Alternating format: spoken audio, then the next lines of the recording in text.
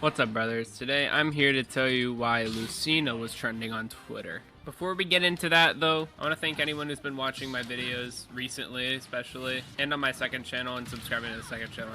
Don't worry, he's gonna go through a lot of shameless plugs so we can kind of like skip over it. I'm not trying to be an asshole, but he does play Smash Brothers for a long time and he has absolutely no payoff for it.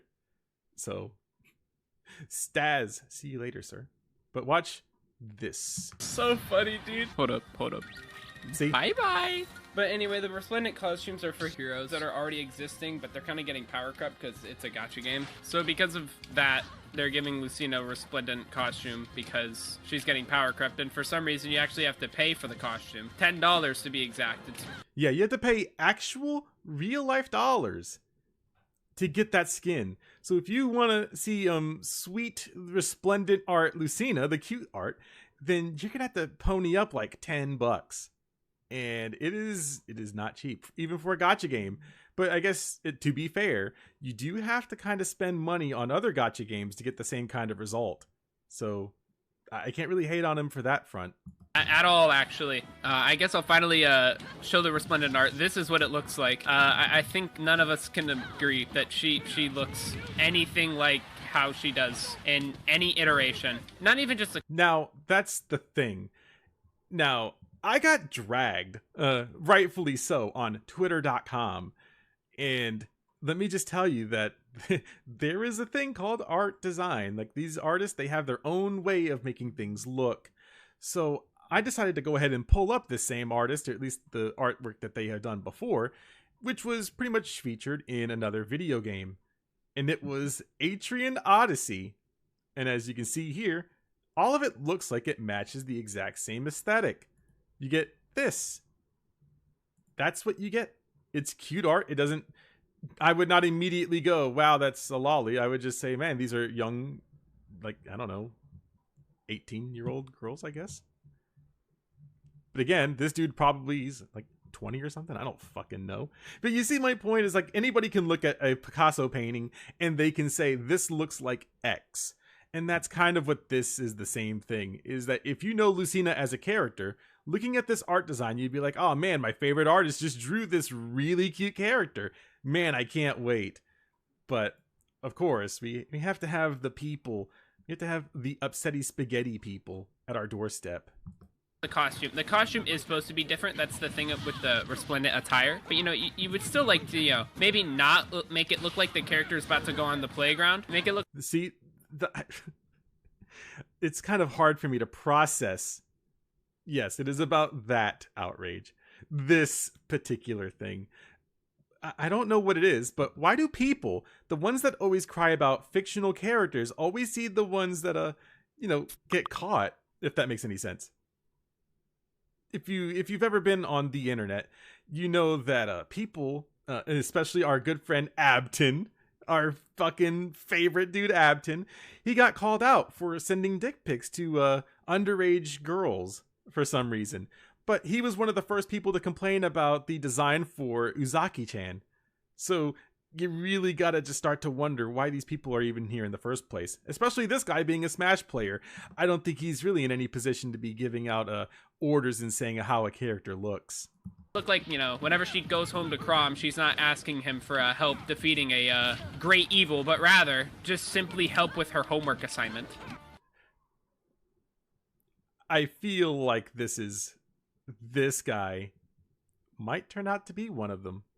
Anyway, that's what I don't like about the art personally, but a lot of other people have different problems. For example, a lot of people are really mad because Nintendo's using the same artist that literally draws lolly porn.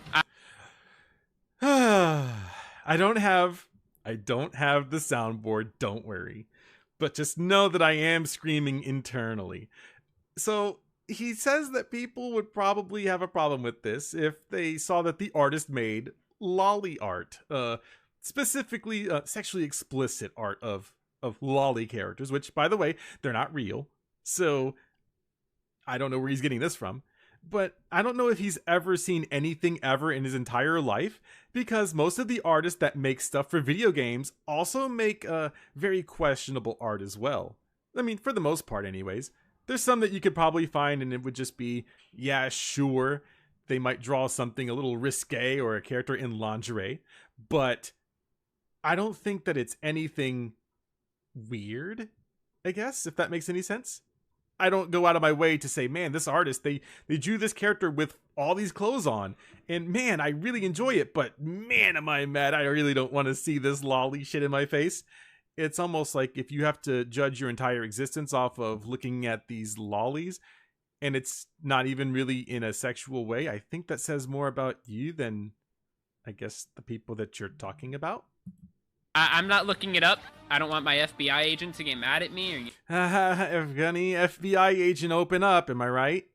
suspect me of anything. But yeah, the artists literally draw CP from my understanding. No, they don't. I know that's a weird take to have, but they don't draw CP. They literally just draw art. There's no real children involved. I don't know why these people always make this weird leap in assumption. I haven't looked up him or the name, or I don't even know if it's a girl. I don't care. I'm not looking it up. Enough people are saying it to where I'm just going to assume it's true, which is probably a bad assumption.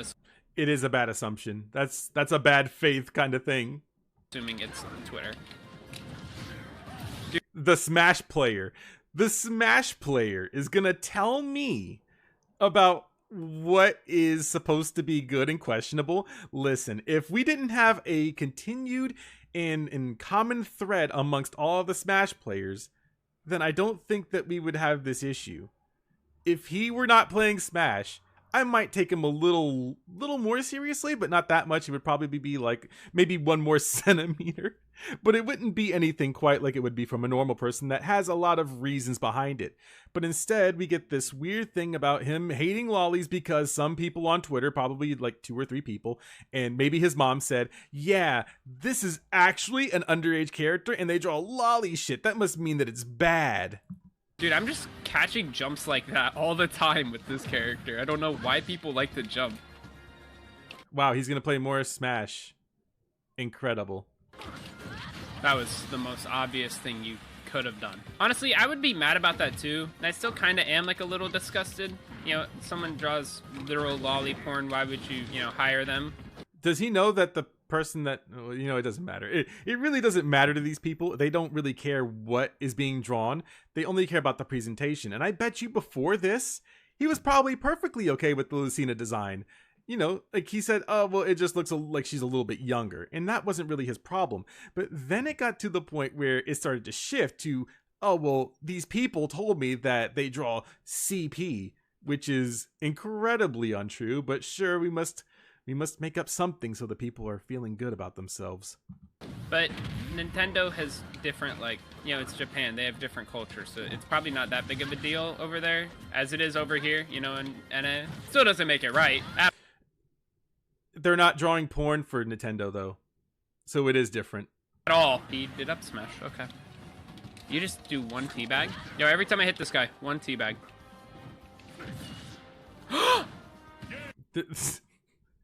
I don't know what it is about this dude playing Smash and then gloating about it especially since he lost too. I don't know. Maybe this is a telling sign that maybe he's gonna lose here really, really soon. Who knows? I'm not gonna talk if he stays. I'm literally just gonna win. I would be more mad if Lucina was sexualized as that costume. But she's not even sexualized. So I think if we can kind of recount exactly what happened, he's mad that let me see if I can get this right. He's mad that a character looks a little bit younger, but that wasn't really a big deal, right? But then he's mad because people said that this artist draws lolly art that is suggestive, but he's never seen it, so he doesn't know if that's true. He's just taking other people's words for it. And then says that he would be more mad if it were sexualized, but it's literally not. Did we get that right? Or am I just losing my mind here? So to show you something, this is a character from Fire Emblem as well, Faye. She's a small lolly dragon thing, drawn by the same person. May I mind you, they were drawn by the same person that makes all of the other art for the XIII Odyssey. So these are the characters that they have drawn right here. Chad, Faye, they've drawn multiple Fays. Lug, I guess that's his name. Mamori, Microwave and Idol, and Rig. But anyways, so yeah, he's drawn a couple of these characters.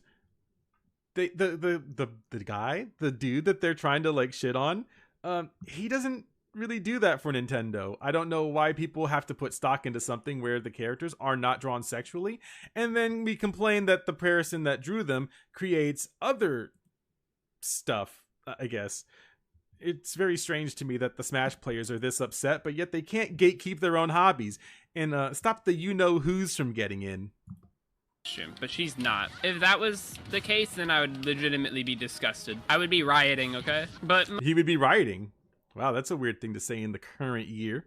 Mostly the reason Lucina is trending is due to the Resplendent ult. I don't think a character's ever gone trending from their Resplendent ult, because none of the Resplendent ults have looked this, I don't want to say bad, because I mean, like, the art's okay. Like, if it was young Lucina, dude, I'd like the art. The problem... But that makes no sense. That's such a nothing sandwich of a statement. Can we go... Listen, chat, we gotta go back a few seconds. Bad, because I mean, like, the art's okay. Like, if it was young Lucina, dude, I'd like the art. If it were young Lucina, I'd like the art, but since it's of an older character, I don't like the art. Why is that a statement that he made? That's such a nothing statement. That makes no sense. How can you say, you know what, it's perfectly fine. Let's just keep going. Maybe I'm just taking him out of context. The problem is it's an alternate costume of the Lucina you see in-game right now.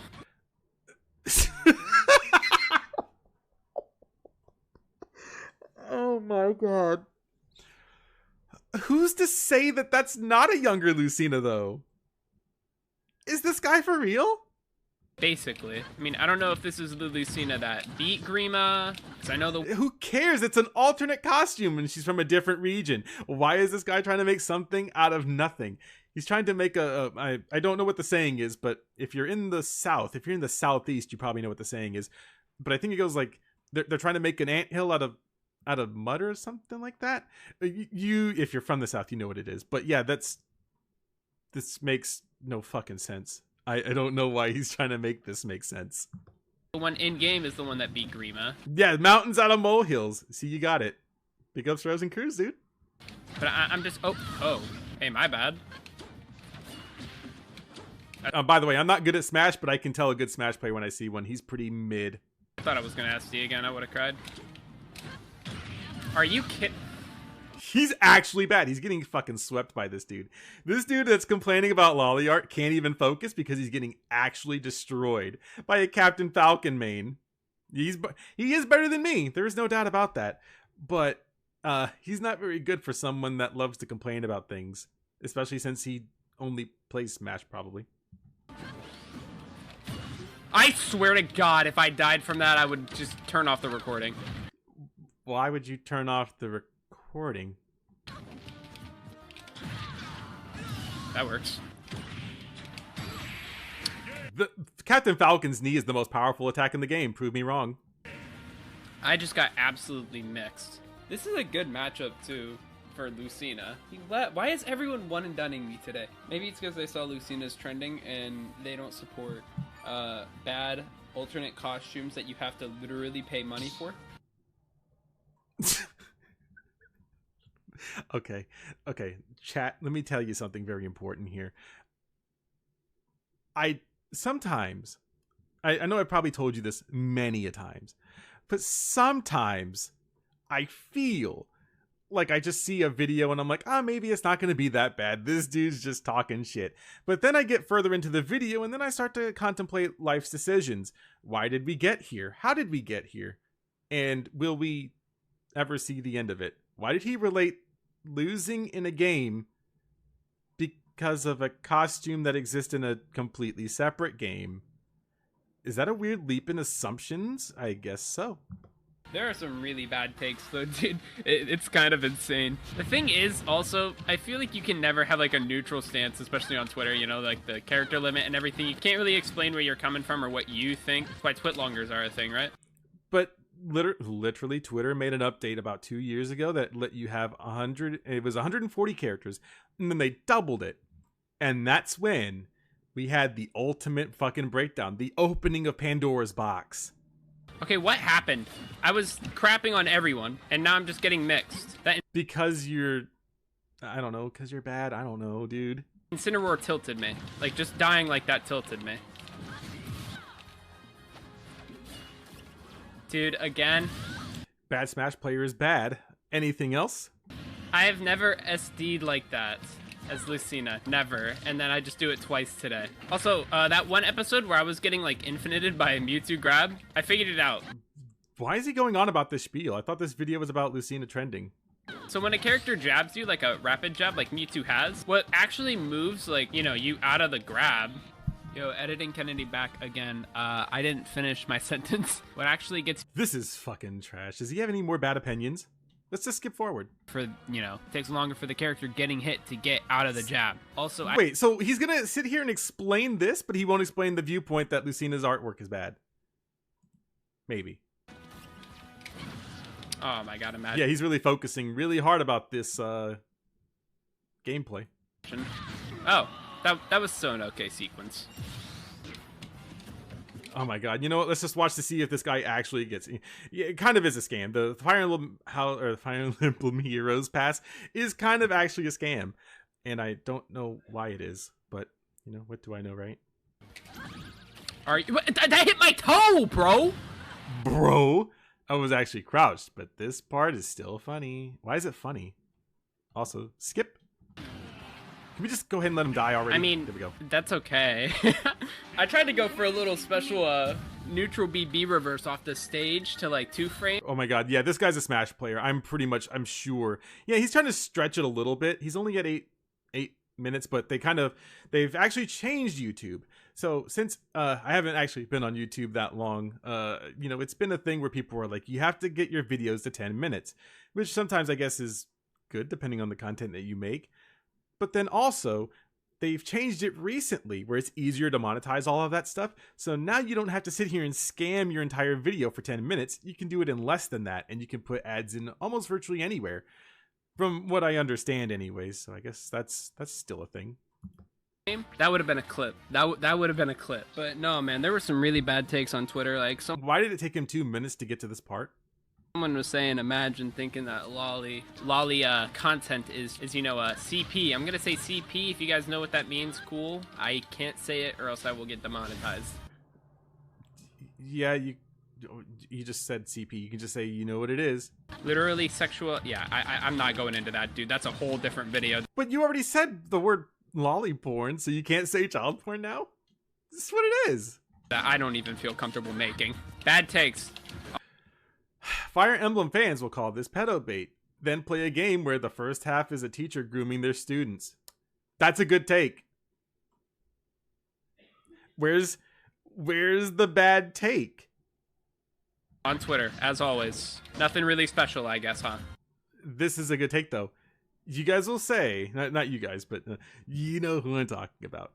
But, you know, let's talk about pineapple on pizza is a fucking sin. I hate pineapple on pizza. But anyways, Fire Emblem fans will call this pedo bait and then play a game where the first half is a teacher grooming their students. Yeah, Fire Emblem fans forget that there's a game called Fire Emblem Three Houses where the teacher kind of, you know, halfway seduces you, or you seduce them because they're your students or whatever. And, you know, there's a bunch of shit that goes on in that game. But apparently they forgot that that's also a Fire Emblem game. But they don't focus on that. They only focus on the things that they don't like, and then they blow it out of proportion. It's just that Lucina's trending, and it's Fire Emblem trending, so that's cool. What if Smash was trending about the people that came out as pedos? Was he upset then? Wow, Bowser's roll is pathetic, man. Not only is that slow, it just goes nowhere. I know his tech roll's bad, because I play some Bowser, but... This dude is... What is he doing in this video right now? I'm dead. Yeah, it does not matter where I land, I'm dead. Stop using that neutral, dude. Is he gonna, like, actually talk about the Lucina thing, or is he just done and he's gonna play Smash Brothers the whole time? Just stop doing it. Stop. Just stop.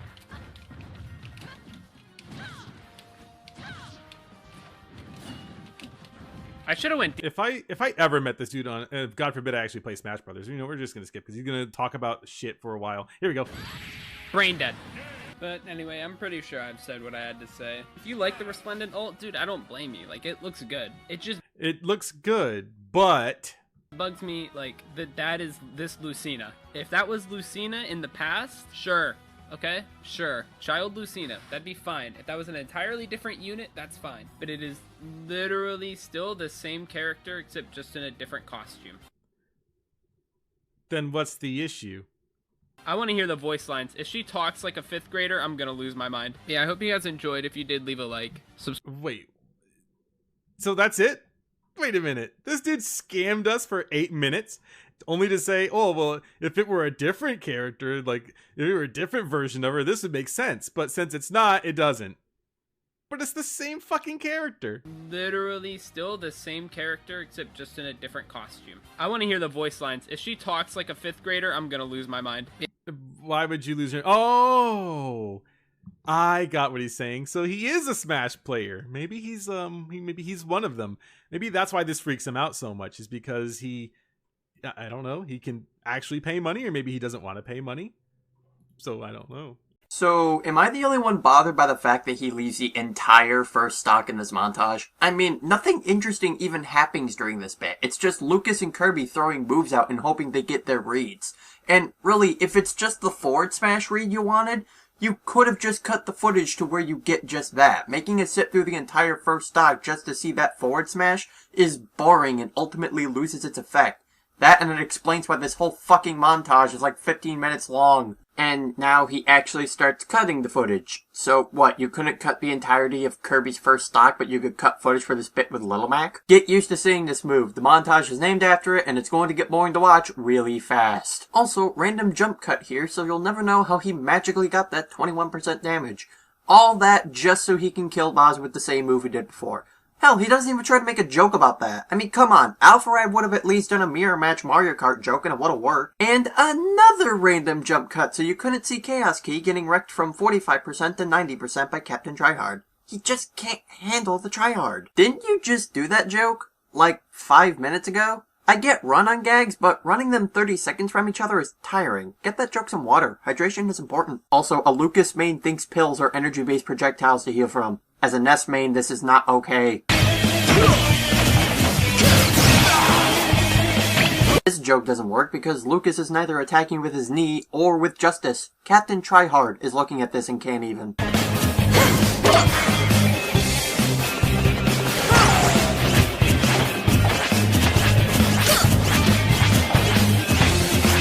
You're rolling just as much as Rosalina is. Fuck you and your bakery. Also, another nice random jump cut so people couldn't see you getting destroyed by Rosalina after taking her first stock, which I can only assume was done with an up smash. Just a hunch. Proceeding with another one. If you guys don't get what I'm trying to say, it's that Chaos Key takes out the parts where he's probably playing incompetently as Lucas in an attempt to look like MLG Lucas. TLDR, Chaos Key is fraud. And here's where this montage starts to bug me. First off, that Wario wasn't trying too hard. He was trying to use the bike to get some horizontal recovery so he has a better chance to up B recover back to the stage. He was just unlucky enough to be gimped by the bottom of the stage. It's actually a very smart tactic for Wario players to do to recover back to the stage.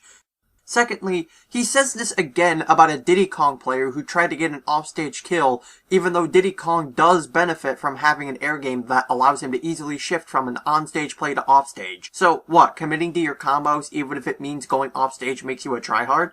Well, sorry, Nero, your victory against Zero doesn't mean shit. I mean, you went off the stage to kill him, you fucking tryhard. Thing is about offstage play, it's a risk situation with a high payoff. Yes, you could possibly risk falling off the stage by going too deep, but you can also have a good chance at getting an early KO.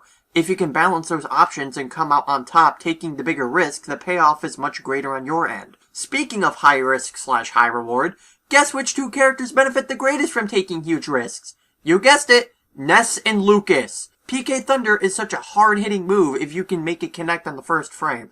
Well, more so for Ness, not so much for Lucas, but still has great knockback and KO potential. And if you hit it off stage, you can nab some really stupidly early kills, which can become a huge game changer and put pressure on your opponent. Point is, Offstage play is a very practice-heavy tactic that takes time to master, not an indication of someone trying too hard. Okay, so you speed up the clip letting us know Samus has a fully charged plasma shot, so you bat it back at her. To be honest, you batting back the fully charged plasma shot would have been even cooler to see if you didn't already foreshadow it, because at that point, I'm already expecting it to happen. In fact, want to know how you could have done this better? Just skipping to the part where you do it. You don't need all this build-up to something you already made obvious. That's not how suspense works. Says the guy who spams up smash more times than a Pikachu spams down B. You're both scrubs, get over it. Just a aw, stupid run-on gag. Monsoon is crying from your lack of memes. That's not exquisite. Oh, come on, you could have totally told Link we tech those. But no, instead you resort to making MLG jokes painful. Bruh, you just killed a minority, you racist fuck. Chaos Key, you do know you are fighting Mega Man, right? A character who practically has to rely on ranged attacks to do shit. Yeah, he has a few melee attacks, but he's mostly a ranged character, so he really doesn't have a lot of choices aside from taking risks with projectiles.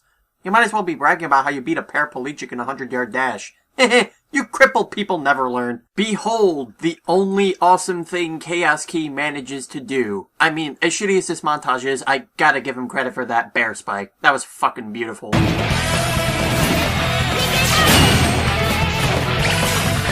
What, no Lucia later? I mean, come on, the joke was right there! And not even how you baited the counter, just die. Not only am I not impressed by this, but this is the 50th time I've seen that move be used. Not even in combination with anything else for some extra flavor, just this one fucking move over and over again. I get the montage is called Feel the PK Love, but damn, it's called Mix-Ups for God's sakes. And it's 15 minutes of this. 15 fucking minutes of the same move being spammed over and over again. I mean, I may up smash a lot as Palutena, but at least I attempt a combo with it. Smash 4 brought a lot of interesting things to the table, but that's where the keyword is. I specifically said 8 seconds in and he's already yelling. This is going to be good. That it brought a lot of things to the table. Now, on top of all that, you also have a lot of things that were removed from the game. Oh no, we lost 5 characters in a mediocre story mode that you don't even bother to talk about. Yes, I'm going to act like there isn't any DLC for the game yet because there wasn't any announced when this video originally came out. I know it's old, shut up! Namely, a lot of veterans, including Mewtwo, I mean, he's been removed, but I mean, you got Lucas, you got the Ice Climbers, you got Snake, and Ivysaur Squirtle. You have a lot of veterans that were removed from the game. Now, while I'm saying Sakurai didn't do a bad job with the game, like, the game came out beautifully. There were newcomers in the game, which were amazing. Pac-Man, Mega Man, they were great. Palutena is a great newcomer as well, too. But the key word here is that removed characters, veteran characters that people actually had an attachment to were removed from the game. Yeah, it sucks that beloved characters were removed, but they all had reasons for being taken out. Technical limitations, time restraints, copyright issues. I'm trying to explain the significance of emotion like that because this is a game which is on better hardware than all previous Nintendo consoles. This is the most powerful Nintendo console that exists. I mean, of course, because it's the most current one. So therefore, you would expect more features to be available on a console which is the most modern rather than things being cut. There was technically no reason that these veterans should have been cut from the game. No! That's one of the reasons why I'm a little bit pissed off at Smash 4 because there are things that seemed a little bit odd as to why he would do in the first place. Okay, so this is a really annoying thing with not just Etika, but the whole Smash Brothers community as a whole, at least for me, crediting everything to Sakurai. I know, Sakurai works himself to near death on these games, but everyone acts like he's the only person developing the game. Yes, he had control over most of the game, and most of what went into it, but he didn't make or think of everything. It's like if I credited everything related to Star Wars to George Lucas, just George Lucas. It's stupid. Okay. Rant over. I looked at a statistics chart of Reddit recently, actually today, that explained how people felt about the whole Smash 4 situation and certain newcomers and whatnot. And as you guys can see here, the least favorite newcomer is Dark Pit by a massive majority. When did this video come out again? Oh yeah, back before any version of the game was released anywhere outside of Japan. I guarantee the majority of the people who voted on that poll hadn't even touched the game yet. I don't know if someone at Nintendo is clueless about this, but I'm going to explain why people don't like Dark Pit. That's gotta be hard because the majority of these people didn't even own the game! Also, let me guess, he's a blatant clone. First off, he's a blatant clone. Like, the guy is literally a copy-paste of Pit. Allow me to explain the differences between Pit and Dark Pit. Dark Pit has slower, stronger arrows with more knockback. All of Dark Pit's voice clips, taunts, and victory animations are completely different. Dark Pit has an electroshock arm that does slightly more damage and KOs from the side more easily. Dark Pit crouches slightly lower than Pit. Dark Pit also has a completely different final smash. There. That's all the differences. Is that good enough for you? Oh wait, never mind, you don't bother to address any of them. Which isn't that much of a problem in the own series. Like, you know, mechanically wise, in terms of Kid Icarus, that's fine. You know, it's kind of cool, he's edgy, whatever. Who cares? Maybe you should actually, I don't know, play Uprising or at least watch a Let's Play before you start talking about how he was in his source game. But the problem comes to Smash 4. Now, of course, characters can't be portrayed as they would be in their own initial series because there's so many characters to focus on. So, characters shouldn't represent what they're like in their own franchise because there's too many characters.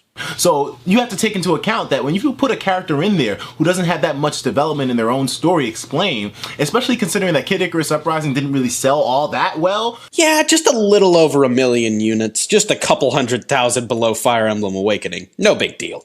Then you have to understand that if he's a blatant copy paste, that people aren't going to have a preference for him because he looks exactly like the original, and Dark Pit looks exactly like him. He was a color swap in Brawl. Yeah, he got his design from Brawl. They liked the Dark Pit skin in Brawl so much that they made him his own character in Uprising. Like, come on, man. I don't want this whole thing to be based off of Dark Pit, but I have to express some points of concern about this whole thing with him. Okay, I've just now come to the realization that you're complaining about having an extra character to play as. And it's not even at the expense of another character. The time they put into making Dark Pit, Lucina, and Dr. Mario didn't ruin the chance of a completely new character being added. The models were already made because they were going to be alternate costumes. They just gave them some minor differences from the originals and made them separate. Hell, if they had an extra week, I bet Alf would have been a separate character too. But you know what? I was listening to reasons why I don't like him, but in actuality, the reasons why I don't like him are in relation to other characters, and I'm not talking about characters that weren't included. I'm talking solely about veterans. There is absolutely no reason why Dark Pit should have been included, and people like Snake, Ivysaur, Ice Climbers should have not been. Technical limitations, time restraints, copyright issues. The Smash 4 roster has to be the most confusing one out of all the games ever created in the Smash franchise up till now. Excuse me, have you seen Melee's roster? I don't understand what the logic was in that office when they thought of that roster. Well, it'd probably be something like this. Mr. Sakurai, we have the Dark Pit, Lucina, and Dr. Mario skins you asked for. Oh, actually, looking at the time, and looking at how many characters there are, I think we can actually make these separate characters. Get to it! Okie dokie, Sakurai!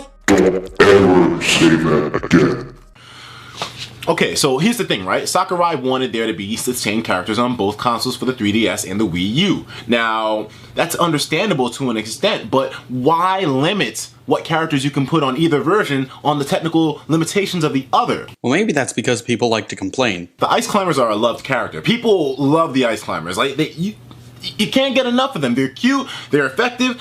I mean, sure you have the whole wobble combo thing, but I mean, still, they're great characters, and there's no reason why they should have been cut from the Wii U simply because of not being on the 3DS. I know some people are like, oh, well, you know, he wanted there to be the same characters on both versions, so that's why one couldn't be on the one, not the other. Well, okay, all right then. So, I mean, if he wanted there to be the same characters on both versions, I can understand that. So, where's the practical use of that?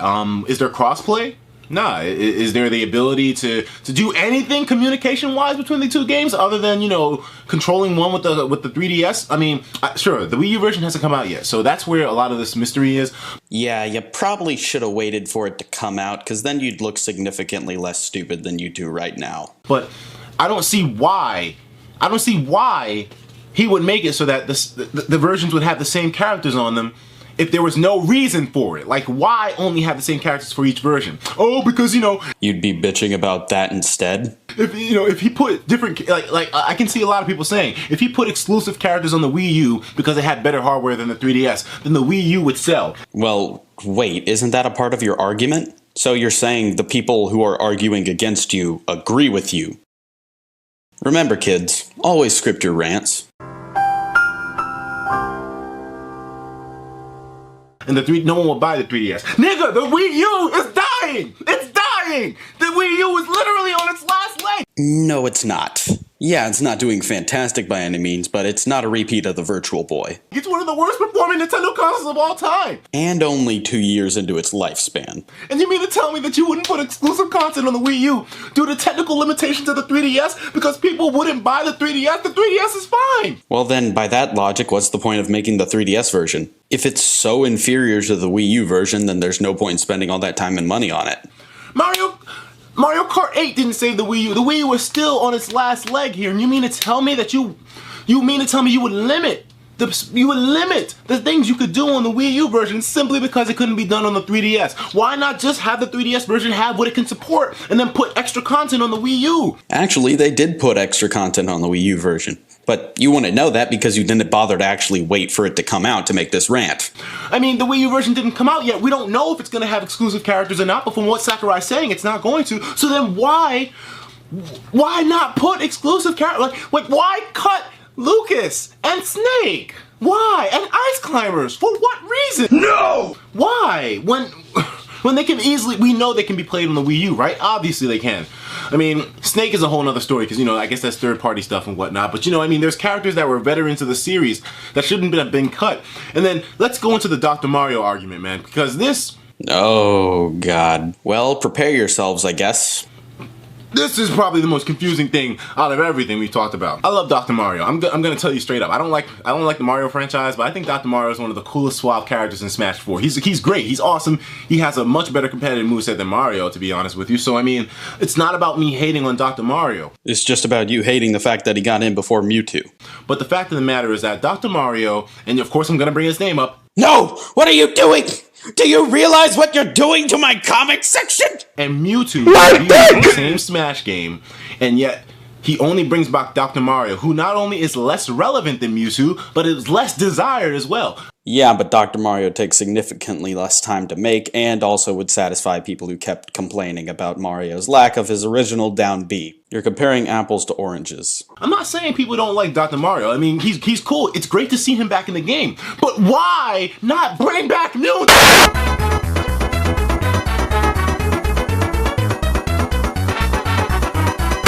There's no reason anyone should have been cut from this game. None, because this is the more superior hardware version of the Smash Bros. Game, so therefore more stuff should be put into them. I actually agree with you. Why can't Nintendo just magically make technical limitations disappear? The fact that characters were cut, it just means that there was some kind of ego going on at the office, probably. I think the only ego here is yours. I mean, I don't know. It just, why weren't certain characters put in? Just because they wanted to keep the roster the same on both versions? Actually, I think they put the characters in so you had someone to play as. People would still buy the 3DS version even if they were characters that were only going to be on the Wii U because of the limitations of the 3DS. That's a given. If you put a game on a console and a handheld, obviously the console version is going to outdo the handheld. No! Dark Pit, and I have the game myself. You can't say that I don't know what I'm talking about. I have the goddamn game in Japan right now, like in Japanese.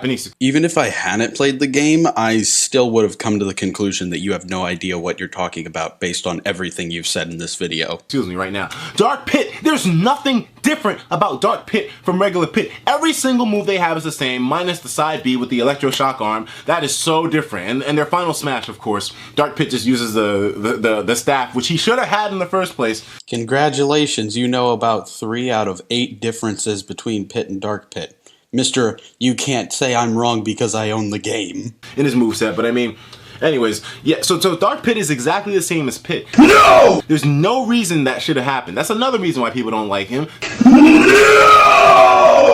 Simply for the fact that he brings nothing new to the table. If Sakurai wanted to promote his own characters, then why the hell would you not give Dark Pit an original moveset? I thought you would have at least had the work to put in for that kind of thing if you wanted people to like him. Time restraint. But no, you just copy-paste Pit over to him and give him an electroshock arm and he's a new character when he was a palette swap in Brawl. You know, this same logic should apply to Lucina as well, but for some reason, I'm not that mad at Lucina being included. I think you're just really biased in this argument because you've never played Kid Icarus Uprising, and are a self-proclaimed Fire Emblem fan despite only playing one game in the series, which also conveniently happens to be the only game Lucina is in. I mean, I don't know. I should be, I guess, right? But I'm not. I mean, I don't know. Maybe it's because she kind of fits that whole place where Roy used to be. I don't know, but I don't really mind Lucina being in the game too much. I mean, she's different in terms of like looks to Marth to an extent. No! I mean, it's kind of okay in my book, the Lucina thing. I'm saying this as someone who has played both games and probably likes Fire Emblem Awakening a little bit more. Lucina is just as guilty, if not more, of being a clone than Dark Pit. They both look extremely similar to their base character. Dark Pit hits harder than normal Pit, while Lucina doesn't have a tipping mechanic. And while all of Dark Pit's moves are equal to or stronger than Pit's, all of Lucina's are either equal to or worse than Marth's. But the Dark Pit thing, but here's the thing though, Lucina was a loved character from the Fire Emblem series. Awakening was a great game. It had a lot of publicity. People loved Awakening. And a lot of people like Kid Icarus too. What's your point?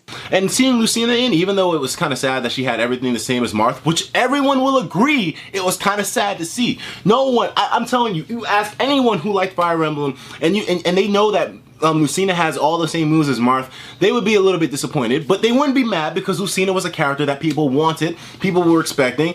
I mean, well, maybe not expecting, but you know, people definitely didn't mind Lucina being in the game. Chrom not being in was a little bit of a letdown, but you know what? Oh well.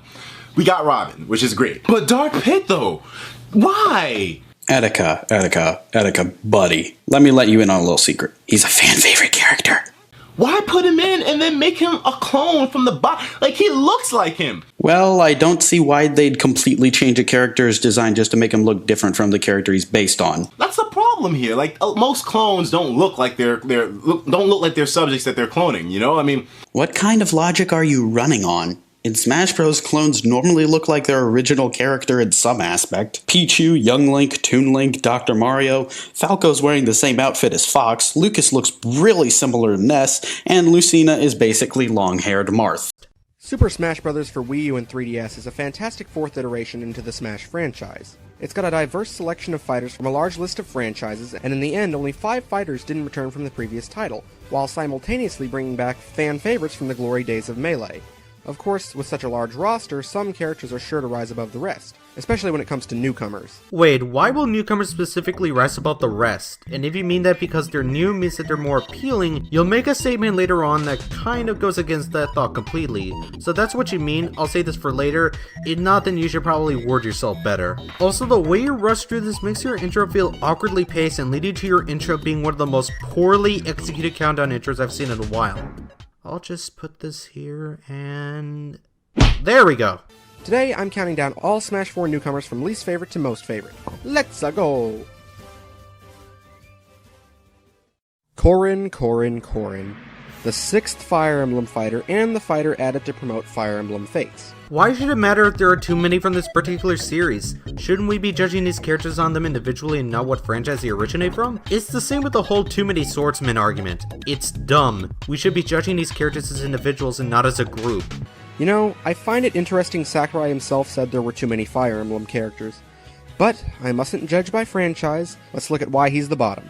Firstly, the design, to me, is visually unappealing. How does the design really count? I say this because Corrin is getting an unfair disadvantage by being partially judged on design, and no other newcomer gets focused on that department at all in a negative fashion. By the way, says characters' design is bad. Doesn't explain why and leaves it at that.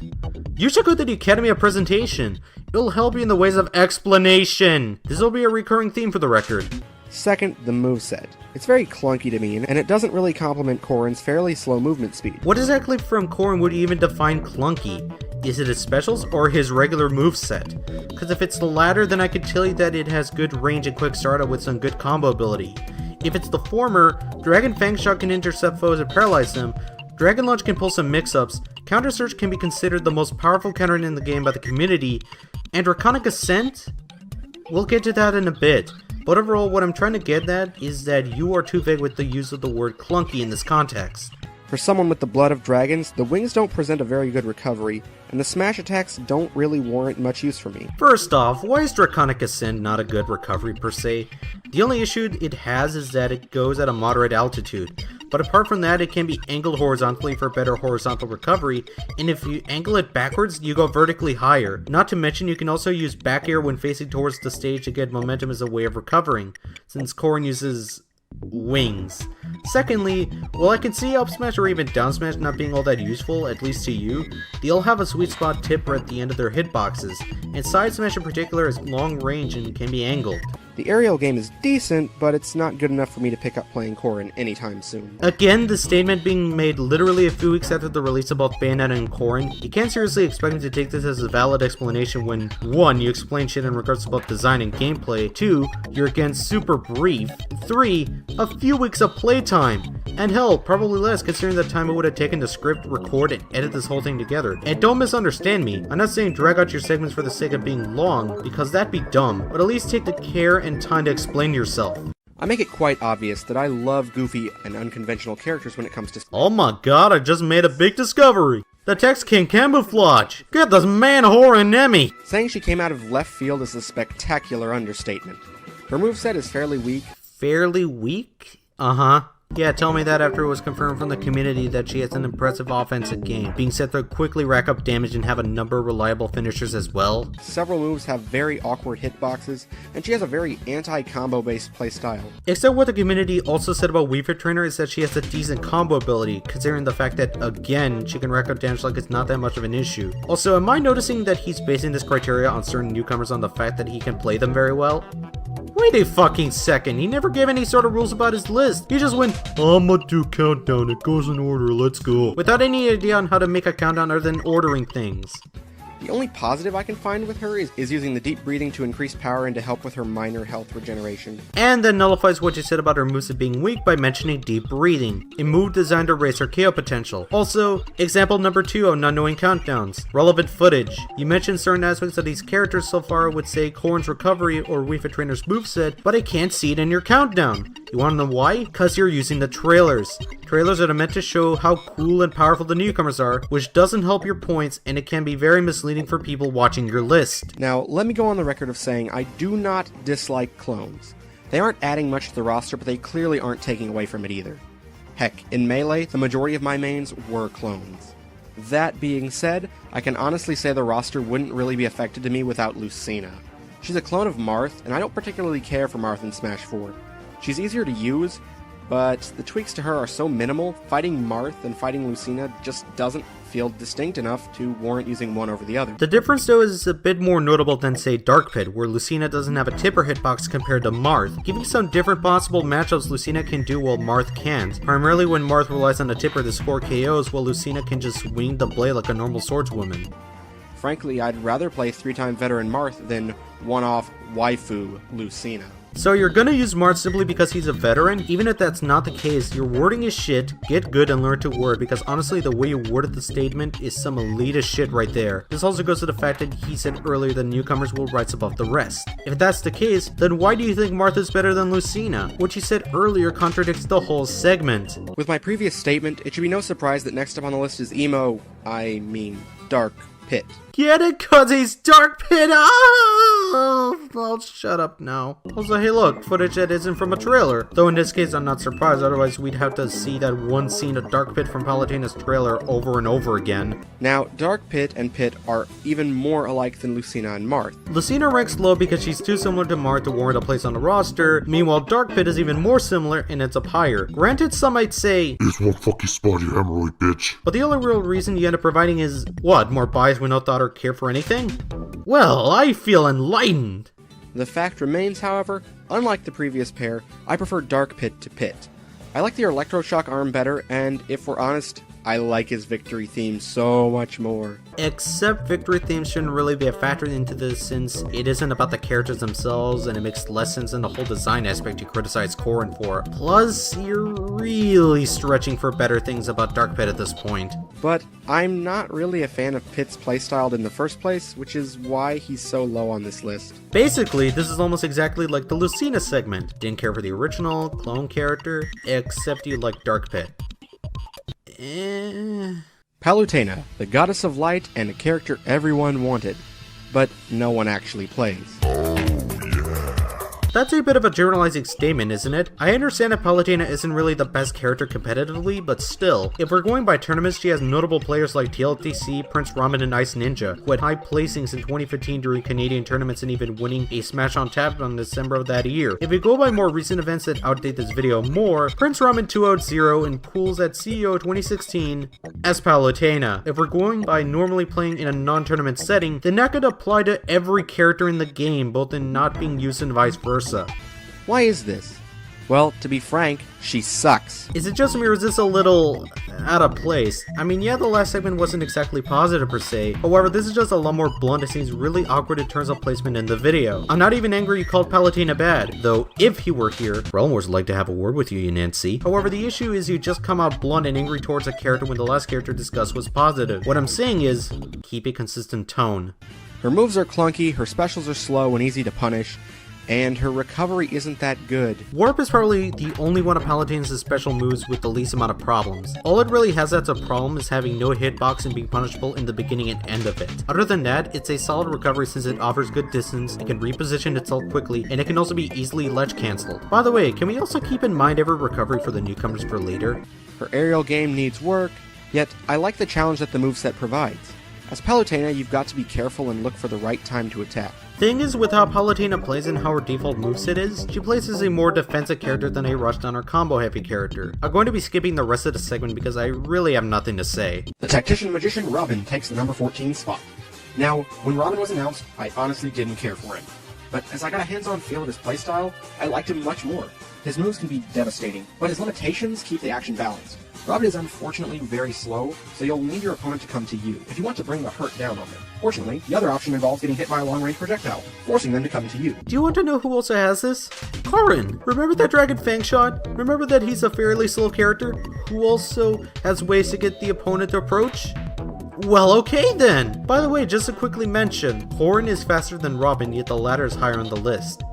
This is why criteria is necessary.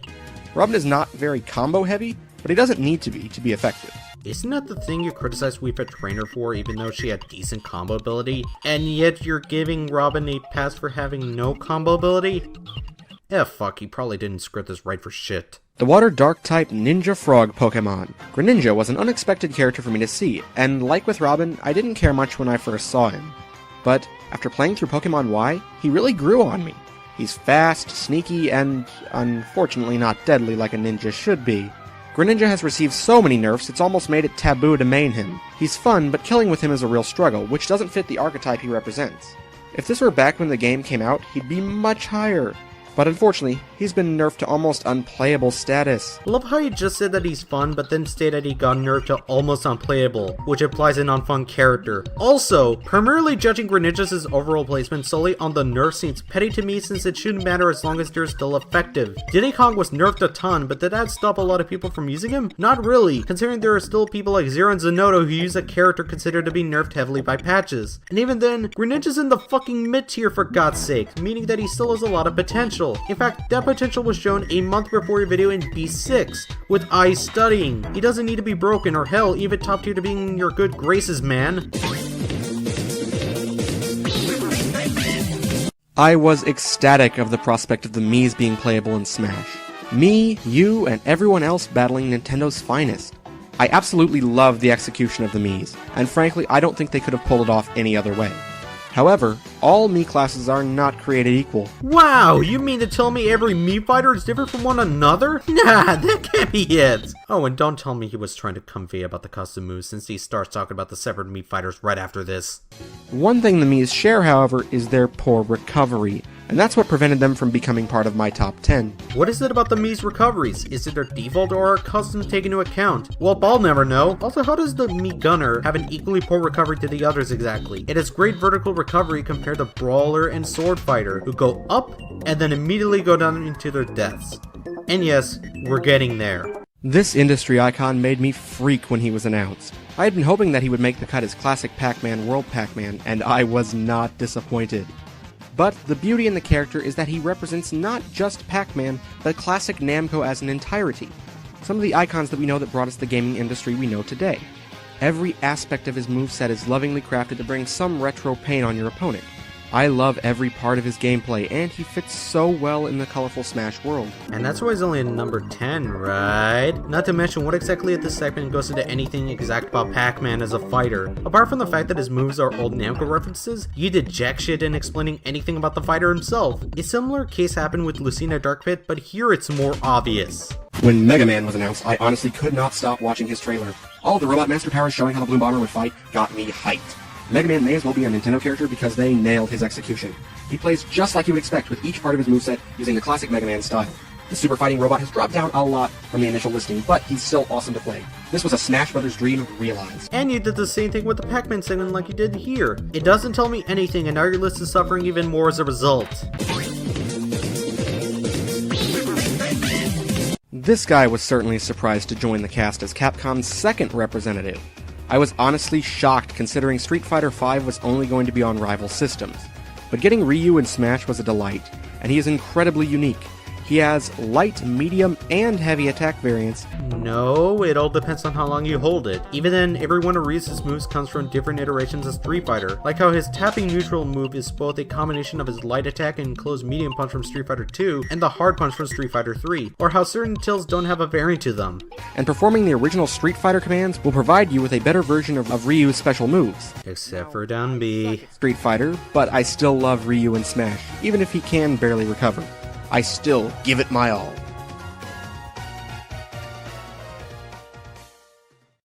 Little Mac is a fantastic addition to the roster. Please don't! A lot of these previous entries had a lot more credibility to them. Hell, even Palutena's more credible. Seriously, Little Mac and number 6?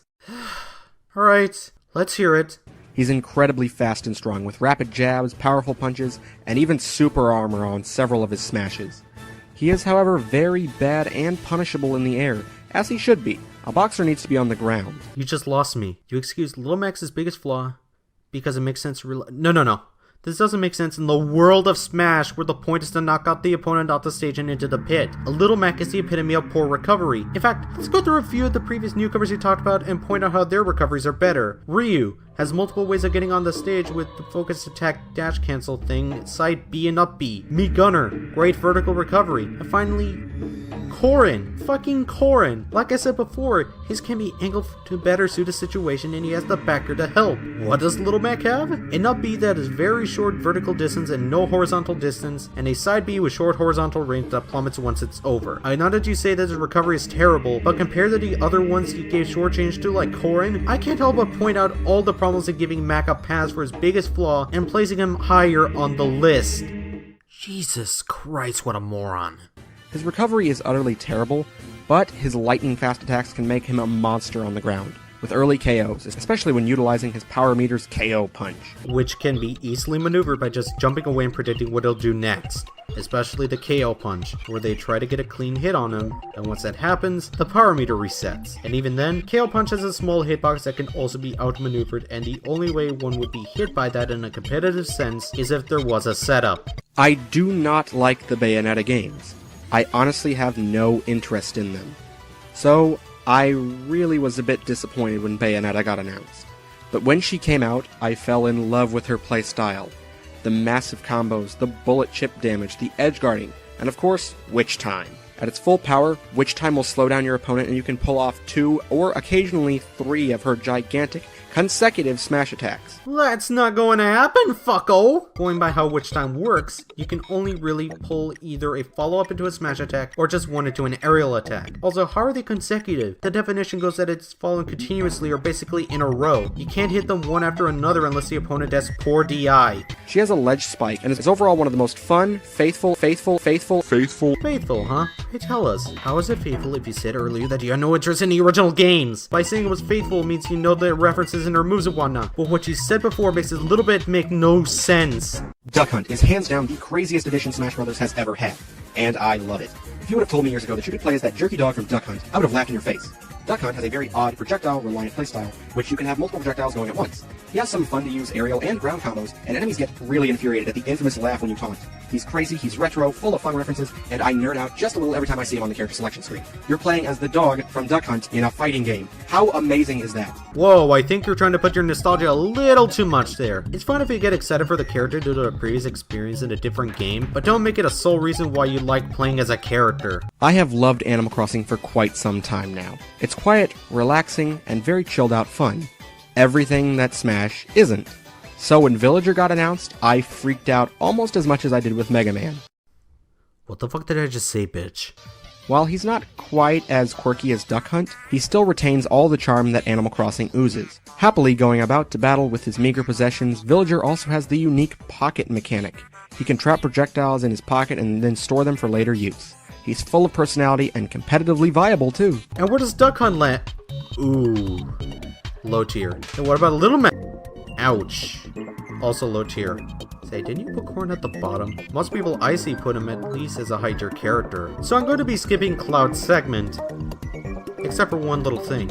Strong, quick, and with a great aerial game, Cloud pretty much has all the bases covered, except for recovery. Do you want me to bring this midget up again? By process of elimination, the #1 favorite newcomer goes to Monado Boy himself, Shulk. I love everything about this fighter. His dialogue, his amazing range, his counter, his aerial game, his smashes. Well, I'm sure you'll have a fun time. Yup, nothing wrong with Shulk at all. And the Monado arts, which change his stats based on the chosen art. He can be changed mid-battle to favor one aspect of his gameplay, and it's amazing. Which will require you to know every single matchup with every Monado art. For a competitive player, this would probably take them some months or maybe even years to know what Monado art is useful for which character, and to use them at the right time. Shulk has been my main since the start, and I think I'll be really feeling the Monado's power with every Shulk time for years to come. Wait, that was it? The #1 didn't even get time dedicated to him, just bare bones, like the rest of the countdown. Welcome to WatchMojo.com, and today we'll be counting down our picks for the top 10 worst Smash Bros. Items.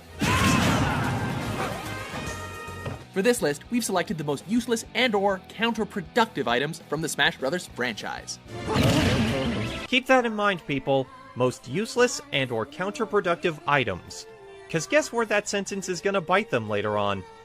Number 10, Spring. The spring is an item that was introduced in Smash Bros. Brawl. It makes this list simply because it's probably the most boring and uninspired item in the entire game. And that's a record. Okay, ignoring how you said only useless and counterproductive items would be on the list, let's ask, is it any more uninspired than the bumper? The spring does exactly what you would assume. Jumping on it bounces you upwards, allowing you to rocket into the air.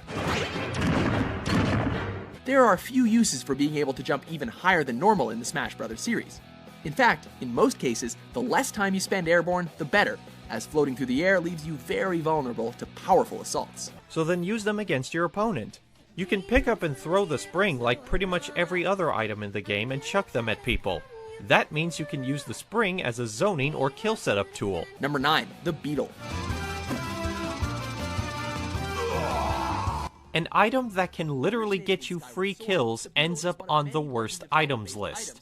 How? You even admit it's not a bad item, just annoying. Number 8, Cuckoos.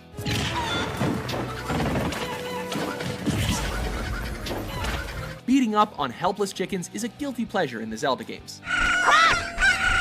Of course, the Cuckoo isn't totally helpless. You whack it enough times, and an army of chickens will fly at you from every direction, mercilessly pecking you to death. In Smash Bros., the Cuckoo acts a lot like a Mr. Saturn item, walking around aimlessly waiting to get clobbered in the crossfire. But of course, do enough damage to the Cuckoo and get ready for an all-out chicken storm. Or like the spring, you can just pick it up and throw it at anyone. If a Cuckoo manages to touch a player after being thrown, they'll all gang up on that player and that player alone, giving you the God-given miracle of free damage. Number 7, the Fan. The Fan is a melee weapon that can be found in every Smash Bros. Entry. Except it's not in Smash 4. So what the hell? It's probably the weakest melee weapon in the game. Probably.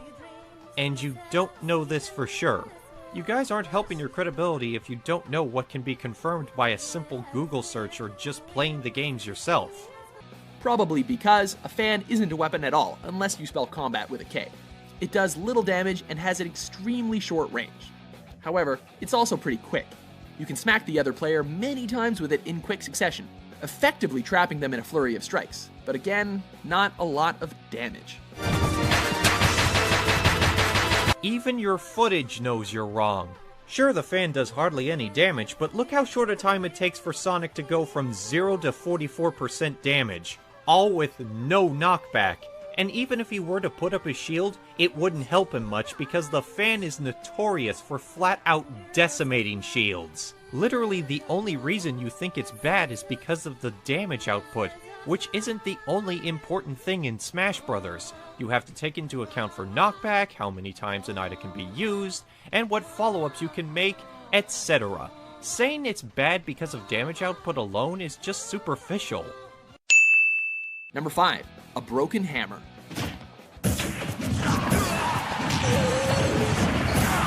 The hammer is actually one of the most powerful weapons in Smash Bros.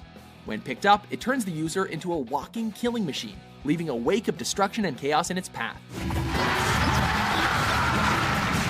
However, in an effort to balance the all-powerful hammer, there is a chance that, upon picking it up, the hammer's head will go flying off and your character will be stuck running around swinging the totally harmless wooden handle.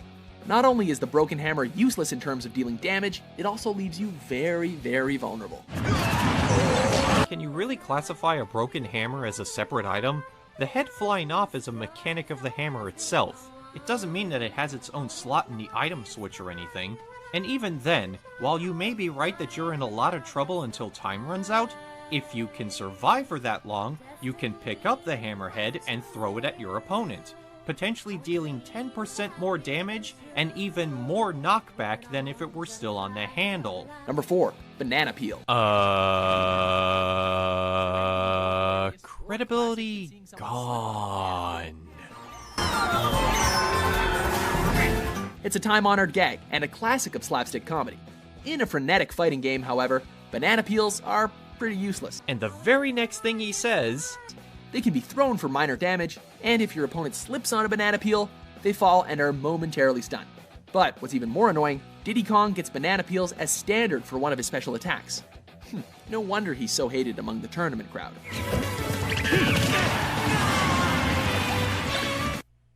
You know, despite your lack of insight of the items up to this point, it's like you guys still somehow know.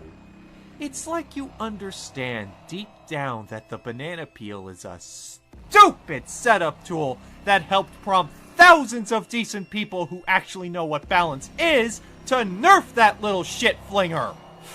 But while we're on the subject of OP characters, your double jump has heavy armor, your neutral B to grab to up air combo is fucking asinine, and you can still somehow control your little puke stain of a partner while your shield is broken. Fuck you, Rick Berman! But back on subject, if that Diddy Kong player knows what he or she is doing, that very brief moment is all that he or she needs to turn the tides of any match, because it leaves you wide open for any follow-ups that he or she wants to do. If you get hit by that banana peel by a Diddy Kong main, you better pray that he or she misinputs or something, because the punishments are gonna get nasty. Number 3. Poison Mushroom. The regular mushroom is a decent item, transforming you into a giant so you can beat down on your opponents. The poison mushroom, on the other hand, turns you into a miniature version, making you real easy to knock off. The worst part about the poison mushroom is that it's so hard to differentiate from the regular mushroom. It has a slightly different shade of red and a meaner mushroom face, but in the heat of battle, who's paying attention to that? Get one of these by mistake and you can get squashed like a bug. But arguably, it also makes you a lot harder to hit. And the opposite can be said about the regular mushroom. If you keep getting hit while the regular mushroom is active, you can be in serious trouble when you turn back to normal and therefore lose all that precious weight that was keeping you from getting knocked back. Number 2. Mr. Saturn. No. No. You are wrong. Opinions don't even matter with Mr. Saturn. You are just straight up wrong. If that little creepazoid even so much as glances off your shield, boom, it's gone. resulting in a guaranteed punish, and in Jigglypuff's case, a guaranteed death. And Peach can sometimes pull him out of the ground rather than a vegetable, giving her a deadly option. That actually means that Mr. Saturn is one of the few items that can be legally used in tournaments. How is this in any way useless or counterproductive? Okay, number 1 is the Pokeball that Goldeen comes out of, and that really isn't a separate item from any other Pokeball, referred to the Broken Hammer bit. But just one more thing before we wrap it up. I need to ask in complete honesty. No jokes or anything, I'm not trying to come across as condescending, but did any of you guys at Watch Mojo play the games? I want to assume that you did, but 9 out of the 10 items you listed have very apparent uses and therefore don't belong on this list by your criteria. And unless I'm missing something, you don't even have your own footage to work with. You had to borrow some. And your unbelievably frequent upload rate would make it questionable if you actually had time to play, but you obviously had time to look up the footage and possibly do what little research you had from there. And if that actually happened, this is basically the YouTube equivalent of just skimming through Wikipedia.